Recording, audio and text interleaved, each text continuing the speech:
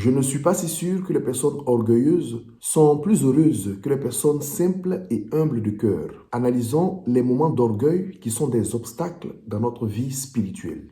Bonjour chers frères et sœurs, chers amis abonnés, à vous tous bonjour. Bonne fin de semaine à toutes et à tous et bienvenue à Parole de Dieu au quotidien.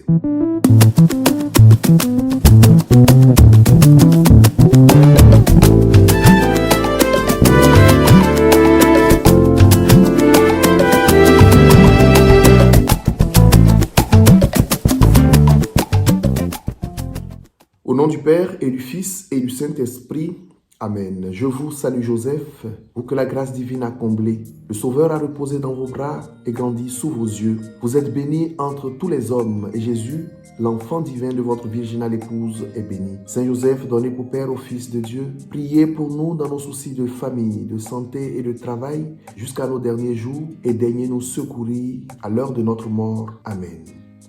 Chers frères et sœurs, je voudrais ce matin nous inviter à réfléchir et à découvrir en nous-mêmes ces moments d'orgueil qui nous rendent petits, ces moments d'orgueil qui sont des obstacles dans notre élévation spirituelle. Plus que la finalité du carême, c'est cela, finalité qui doit nous conduire à améliorer notre vie spirituelle, donc à grandir un peu plus devant Dieu. Premier point, je n'ai besoin de rien ni de personne.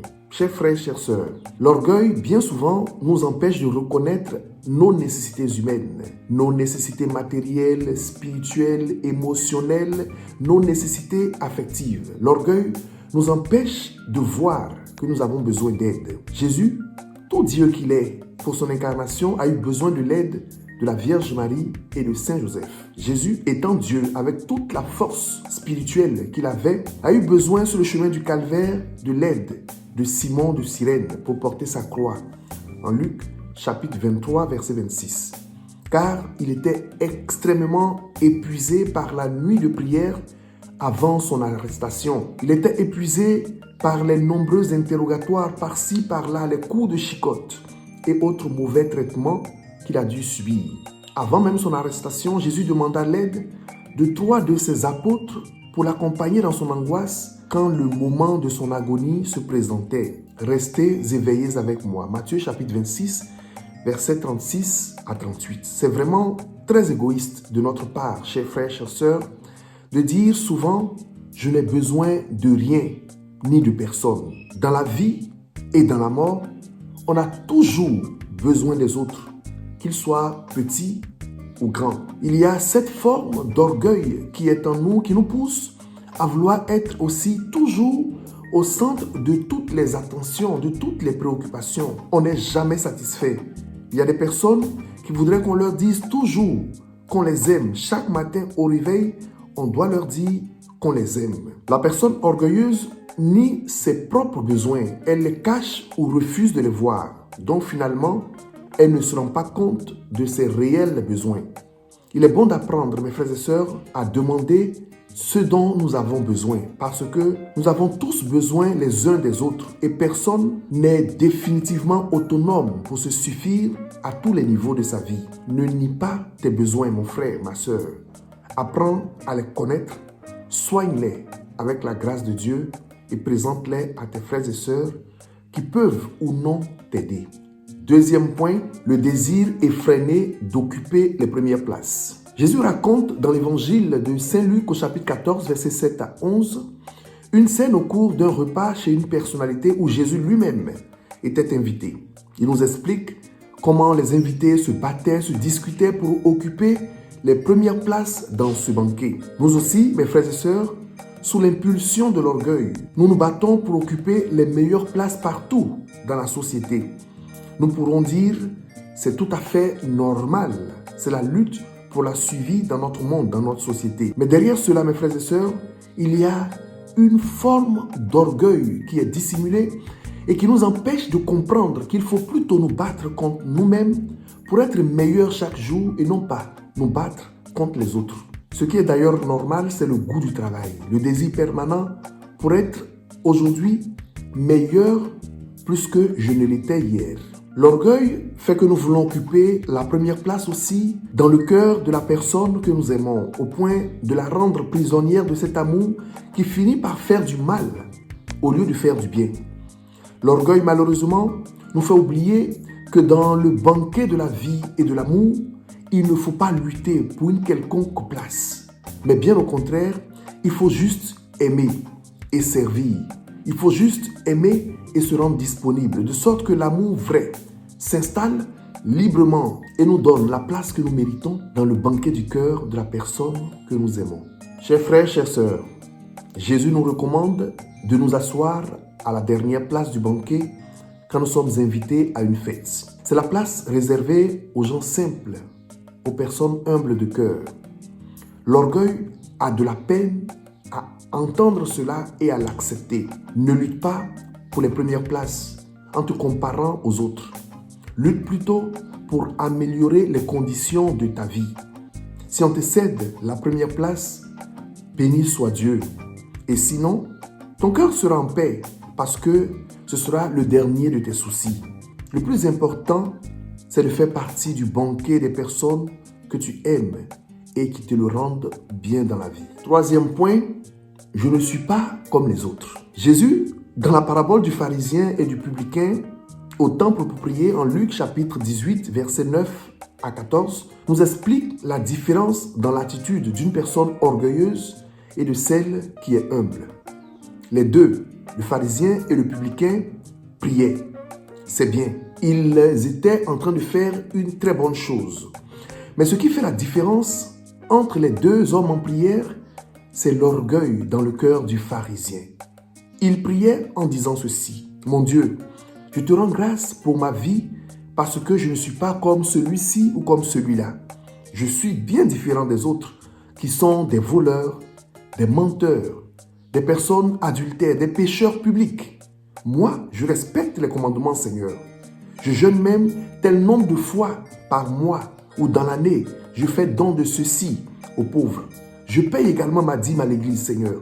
Je suis engagé dans mon église. Je suis vraiment un modèle du fidèle que tu aimes. » Le pharisien a oublié que la prière ne consiste pas, chers frères et sœurs, à se lancer des fleurs. C'est cela malheureusement que fait l'orgueil dans nos cœurs. Il nous rend aveugles pour ne pas voir nos imperfections, nos défauts, nos erreurs, nos points faibles, mais nous fait voir tout ce qui est négatif dans la vie des autres. C'est pourquoi Jésus, pour nous faire vaincre l'orgueil, pour que nous arrivions à dépasser notre orgueil, à le terrasser, Jésus nous donne ce conseil et nous interroge. Comment se fait-il que tu es si préoccupé par la paille qui est dans l'œil de ton frère ou de ta sœur et que tu n'es pas capable de voir la poutre qui est dans le tien? Enlève d'abord la poutre de ton œil, alors tu verras plus clair pour enlever la paille qui est dans l'œil de ton frère ou de ta sœur. Luc chapitre 6, verset 41. Chers frères et sœurs, l'orgueil nous conduit toujours à nous comparer. Toujours nous comparer et nous comparer encore aux autres et finalement à nous croire meilleurs ou supérieurs à eux. Cesse de te comparer aux autres. Reconnais sans peur tes défauts pour accepter de les corriger. Faisons tous l'effort de voir d'abord les qualités chez les autres et pas seulement leurs défauts. Tout le monde a des défauts, tout le monde a des qualités. Nous devons tous alors faire des efforts. Quatrième point, tu ne serais rien sans moi. En Jean 6, 14 à 15, après le miracle de la multiplication des pains, les foules heureuses d'avoir mangé gratuitement du pain veulent prendre Jésus et l'introniser comme leur roi. Que fait Jésus? Il s'enfuit dans la montagne pour leur échapper. Notre orgueil fait que, sans nous en rendre compte, nous attendons la reconnaissance de ceux à qui nous avons fait du bien. En d'autres mots, qu'ils fassent de nous leur reine ou leur roi, le roi de leur vie, pour tous les sacrifices que nous avons consentis pour eux. Il arrive aussi de faire en sorte que cette personne soit, d'une manière ou d'une autre, dépendante de moi. Par mon orgueil, je crée une zone de dépendance chez les autres pour continuer de recevoir leurs honneurs et leurs applaudissements. Je voudrais qu'ils rendent même un culte à ma personne avec leur gratitude. Effectivement, chers frères, chères sœurs, la reconnaissance n'est pas mauvaise en soi, mais l'orgueil nous empêche de voir que nous quémandons cette reconnaissance au point où si elle ne venait pas, nous devenons tristes et malheureux. Nous perdons le goût de faire du bien.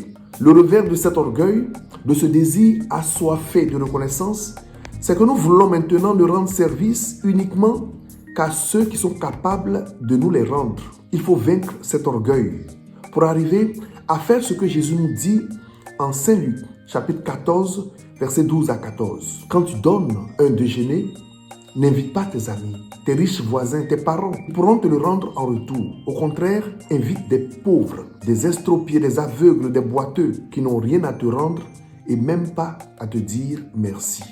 Et enfin 5, tout avoir pour moi seul. Il y a aujourd'hui beaucoup de personnes qui se font appeler des coachs, qui sont comme des motivateurs, des personnes qui nous boostent par leurs conseils, par leurs paroles, par leurs expériences vécues ou non, qui sont des stimulateurs dans divers compartiments de la vie. Cela fait partie de la mode aujourd'hui. Tout cela est bien. Si et seulement si l'orgueil ne vient pas se mêler à notre désir d'aller de l'avant, toujours de l'avant jusqu'à rechercher les choses qui nous dépassent et qui ne nous conviennent pas.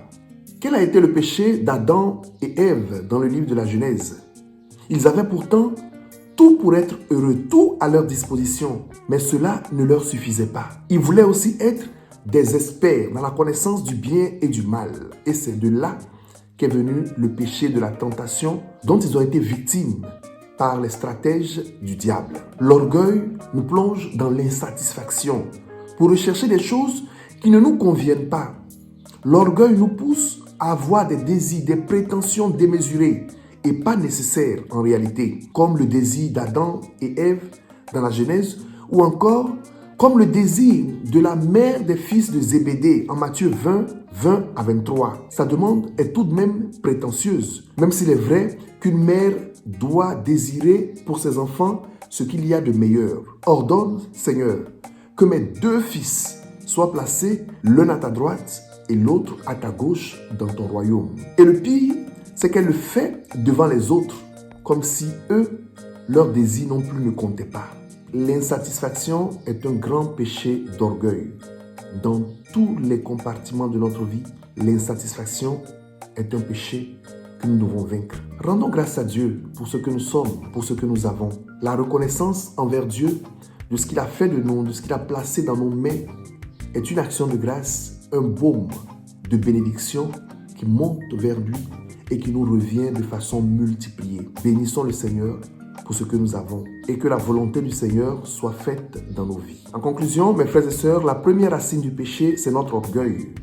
Avant d'entrer dans la semaine sainte qui commence demain avec le dimanche des rameaux, demandons au Seigneur d'enlever de nos bouches certaines phrases comme celle-ci: tu sais qui je suis? Le Seigneur nous répond: oui, je sais qui tu es. Tu es poussière et à la poussière tu retourneras. Si nous arrivons à vaincre le monstre de l'orgueil qui sommeille en nous, nous aurons beaucoup grandi en ce carême 2021. Terminons donc cette méditation avec le psaume 130 en disant: Seigneur, je n'ai pas le cœur fier ni le regard ambitieux. Je ne poursuis ni grand dessein ni merveille qui me dépasse. Non, je tiens mon âme égale et silencieuse. Mon âme est en moi comme un petit enfant contre sa mère. Attends le Seigneur Israël, maintenant et à jamais. Et que Dieu Tout-Puissant vous bénisse, au nom du Père et du Fils et du Saint-Esprit. Amen. Bonne fin de semaine à toutes et à tous et bonne préparation à la fête des rameaux. D'ici là, portez-vous bien. Au revoir.